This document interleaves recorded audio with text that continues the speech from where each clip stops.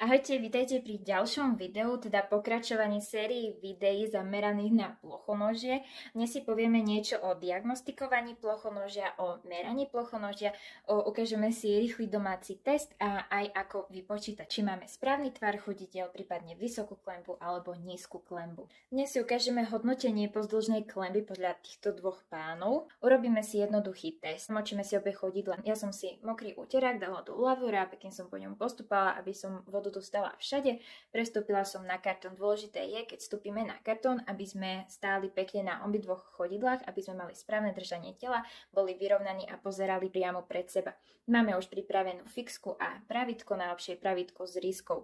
Na otlačok nohy si urobíme na vonkajšej strane chodidla priamku, na ktorú si urobíme dve kolmice. Jedna bude ten najširší úsek na našej nohe a druhá bude ten najúžší úsek. Potom zmeráme tieto úseky v centimetroch. Dáme pozor, aby sme nezarátali aj tú prázdnu časť bez nohy pri tej užšej dĺžke a získané údaje dáme do pomeru najúžšiu časť delenú najširšia časť a vynásobíme to krát 100. Vyjdú nám percentá, podľa ktorých sa už vieme zaradiť, do ktorej skupiny patríme. Či je noha normálne klenutá, alebo je noha plochá, alebo noha vysoká. A keď máme nohu vysokú, to znamená, že keď máme mapu chodidla, medzi prstami a pätou vzniká nejaká medzera. Teda veľkosť tejto medzery zmeriame pravítkom a podľa toho, aká veľká, čiže koľko centimetrov má táto medzera, tak taktiež určíme stupeň vysokej nohy.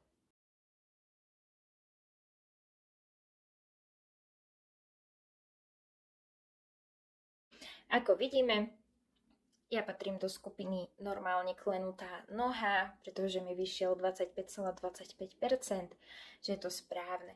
Ja som si urobila meranie len na jednej nohe, pretože kým som to natočila, druhá noha mi vyschla, ale hneď si aj urobíme meranie na tej druhej nohe a zmeráme obidve nohy z toho, či napríklad jednu nezaťažujeme viac ako druhú. Často sa vyskytuje, že sú rôzne výsledky na oboch končatinách. Ja verím, že sa vám toto video páčilo, že to pôjdete hneď doma skúšať, pretože mnohokrát je plochonožie diagnostikované len z pohľadu. My plochonožie diagnostikujeme pomocou prístroja zvaného podoskop. Tu vám ukážem nejaké snímky a ako sa to meria. Meria sa to presne rovnakým spôsobom, len fotku máme urobenú aj s tým, ako je rozložená hmotnosť tela na tomto chodidle. Ja ďakujem, že ste si to pozreli, určite to doma vyskúšajte a ja sa na vás teším pri ďalšom videu, ktoré bude ešte taktiež z tejto témy, čo sa týka chodidla a bude to masáž chodidiel. Tak sa majte a teším sa na vás. Ahojte!